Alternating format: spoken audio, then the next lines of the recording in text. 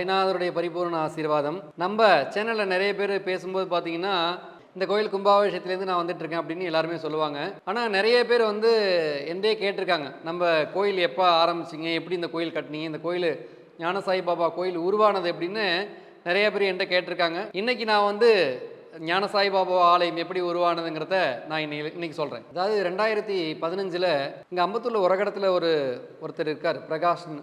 அவருடைய கனவுல நான் ஒரு பெரிய கோயிலாக கட்டுறேன், ஒரு பெரிய இடமா இருக்குது, கீழே அன்னதான ஹால் இருக்குது, பெரிய கோசாலை இருக்குது, பசுஞ்சோலையாக இந்த மாதிரி இடத்துல மாதிரி அவர் கனவு கண்டிருக்காரு. நீங்கள் கோயில் கட்டியிருக்க மாதிரி ஒரு கனவு கண்ணேன் அப்படின்னு சொல்லி என்கிட்ட வந்து சொல்கிறாரு. நான் அப்போதெல்லாம் எனக்கு ஒன்றும் தெரியலை, சரி பாபா என்ன எதுக்கு வச்சிருக்காருன்னு தெரியலன்னு சொல்லிட்டு அதை அப்படியே மறந்தாச்சு. காஞ்சிபுரத்தில் வந்து ஒரு சாய்பாபா கோயில், திருக்காளிமேடில் சாய்பாபா கோயில் கும்பாபிஷேகத்துக்கு போகிறேன். அப்போ சொல்கிறேன், பாபா அடுத்தது நான் கட்டின கோயிலுக்கு தான் நான் கும்பாபிஷேகம் பண்ணணும் அப்படின்னு நான் பாபா கிட்ட சொல்கிறேன். என்ன கிட்டத்தட்ட ஒரு 250 கோயிலுக்கு மேலே நான் கும்பாபிஷேகம் பண்ணிட்டேன். இந்த கோயிலுக்கு இடம் கொடுத்த சுவாமிநாதன் அவர்கள் வந்து அங்கே இருக்காங்க. அப்போ வந்து அந்த சாமிநாதன் என்ன சொல்கிறாருன்னா வந்து, இடம் பாருங்க, இடம் வாங்கிடலாம் பண்ணிடலாம் அப்படின்னு சொல்கிறாரு. அப்போ பார்க்குறோம், ஒரு வாரம் 10 நாளையில் இந்த இடத்த வந்து பார்க்குறோம். இந்த இடத்த வந்து நான் சூஸ் பண்ணும்போது வந்து என்கிட்ட எல்லாருமே சொல்கிறாங்க, இந்த இடத்துல கட்ட வேண்டாம், இந்த இடம் கருவக்காடாக இருந்தது, இந்த இடத்துக்கு ரோடு கிடையாது, வீடெல்லாம் இங்கே ரொம்ப கம்மியாக தான் இருந்தது, மழை பெஞ்சா முதல்ல தண்ணியில் நீந்தக்கூடிய இடம் இந்த இடமா இருந்தது. அதனால் நான் கோயில் கட்டும்போது அந்த இடத்த பார்த்தாச்சு, இடம் வாங்கியாச்சு. 2016 செப்டம்பர் மாதம் 11ஆம் பூமி பூஜை போட போகிறோம். பூமி பூஜை போடுறதுக்கு முன்னாடி வந்து நிறைய பேர் என்கிட்ட என்ன சொல்கிறாங்கன்னா, இந்த இடத்துக்கு யாரும் வரமாட்டாங்க, இந்த கோயிலுக்கு யாரும் ஏன் இவ்வளோ தூரத்தில் போய் உள்ளே போய் கட்டுறீங்க, பக்தர்கள் யாரும் வரமாட்டாங்க, இதுக்குள்ள வண்டி வசதிகள் இங்கே வந்து பஸ் வசதி எல்லாம் கிடையாது, ஷேர் ஆட்டோலாம் இங்கே வராது, இங்கே போய் கட்டாதீங்க அப்படின்னு சொன்னாங்க. நான் அதெல்லாம் காதில் வாங்கிக்கல. எனக்கு சாய்நாதர் கோயிலை கட்டணும், நம்ம பாபா கூட நான் இருக்கணும், நம்ம இருப்போம், அவர் யாரை கூப்பிடணுமோ அவர் வரப்பாங்கிறத வந்து நான் வந்து இந்த கோயிலை 2016 செப்டம்பர் 11ஆம் பூமி பூஜை போடுறோம். பூமி பூஜை போகிறதுக்கு முன்னாடி ஒரு 2 நாளைக்கு முன்னாடி பூமி பூஜை போட்டுட்டு நம்ம கோயில் கட்டுறதுக்கு ரொம்ப நாளாகும். ஏன்னா கோயில் கட்டுற பாக்கியமாக எல்லாருக்குமே இருக்காது. அது வந்து 1 வருஷம் ஆகலாம், 2 வருஷம் ஆகலாம், 3 வருஷம் ஆகலாம். நிறைய பேர் அது மாதிரிலாம் கட்டிட்டு இருக்காங்க. சரி 2 வருஷம் இவ்வளோ தூரம் ஆகுமே, நம்ம அதில் என்ன பண்ணுறது, பாபா கூட இருக்கணுமேனு சொல்லிட்டு 2 நாளைக்கு முன்னதாக வந்து நான் இவரை ஞானசாயியை போய் வாங்குறதுக்கு போகிறோம். சரி பாபாவை பிரதிஷ்டை பண்ணிடலாம், பூமி பூஜை போட்டுட்டு அன்னைக்கே வந்து பாபா இந்த இடத்துல உட்கார வச்சிடணுங்கிறதுக்காக நான் வடபழனி போகிறேன். இந்த பாபா வந்து வேற ஏதோ ஒரு கோயிலுக்கு ஆர்டர் பண்ணியிருக்காங்க, அவங்களுக்கு ஒரு 3 மாதம் டைம் இருக்குது. அப்போ நான் கேட்ட, இந்த மாதிரி நாளை மறுநாள் இந்த மாதிரி பூமி பூஜை இருக்குது, இந்த பாபாவை பிரதிஷ்டை பண்ணணும்னு சொல்லும்போது அவங்க ஓகேங்கிறாங்க. பாபாவை கொண்டு வந்து உட்கார வைக்கிறோம். பாபா உட்காரும்போது ஷெட்டுக்கிட்டு எதுவுமே கிடையாது, சும்மா ஒரு 9 கஞ்சி இதே மாதிரி ஒரு பீடை மட்டும் போட்டுட்டு பாபாவை உட்கார வச்சுட்டு பூமி பூஜையை பண்ணுறோம்.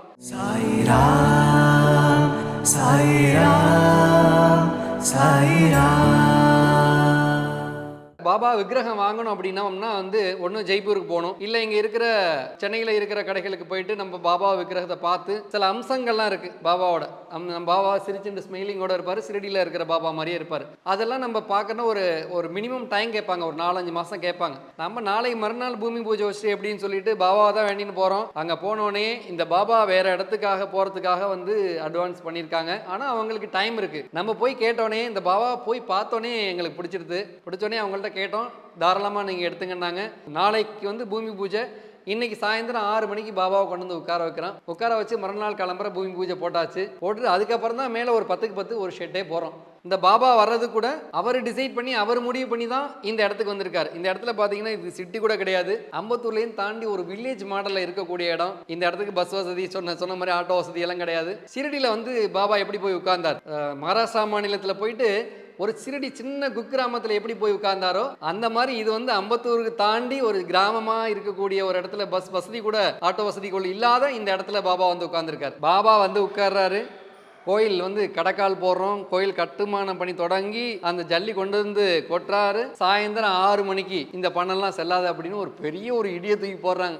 500 ரூபாய் 1000 ரூபா நோட்டெல்லாம் செல்லாதுங்கிறாங்க. அப்போ நாங்கள் நம்பவே இல்லை. பார்த்தா மறுநாள் இதே மாதிரி பேப்பரில் வருது, எந்த பண புழக்கமே இல்லை, ஒன்றுமே இல்லை, அப்படியே ஸ்டாப் ஆகி நிற்கிது. இந்த டயத்தில் இவ்வளோ பெரிய ஒரு கோயிலை கட்டணும், எப்படி கட்ட போகிறோங்கிற ஒரு பயம் வந்துடுது.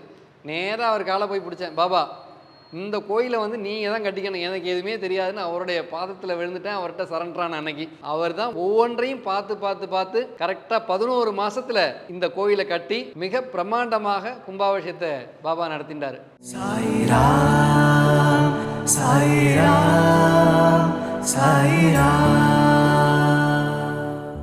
அன்னைக்கு ஆரம்பிச்ச சத்யநாராயண பூஜை. அன்னைக்கெல்லாம் ஒரு 2 பேர் 3 பேர் தான் வருவாங்க, யாரும் வரமாட்டாங்க. யாரும் வரலன்னா கூட நாங்கள் நிறைய பேர் இங்கே உட்காந்துருக்கிற மாதிரி நாங்கள் ட்ரீமில் வந்து அந்த சத்யநாராயண பூஜை பண்ணோம். அந்த ட்ரீமை 8 வருஷம் 9 வருஷம் கழிச்சு இப்போ நிறைவேற்றிட்டாரு. அதுக்கப்புறம் பக்தர்கள் வர ஆரம்பிச்சாங்க. யாரெல்லாம் இங்கே போய் ஏன் கோயில் கட்டுவங்கன்னு சொன்னவங்கெல்லாம் ஓடி ஓடி வேலை பார்க்க வச்சார் பாபா வந்து இந்த இடத்துல. அந்த மாதிரி உருவான இந்த ஆலயம் சத்யநாராயண பூஜையின் பலன், அன்னைக்கு பண்ண கூட்டு பிரார்த்தனையின் பலன் தான் இன்னைக்கு உலகம் பூரா நம்ம கோயில் தெரியறதுக்கு காரணமா இருந்தது. ஓம் ஸ்ரீ சாய் பகவதே நமஹ.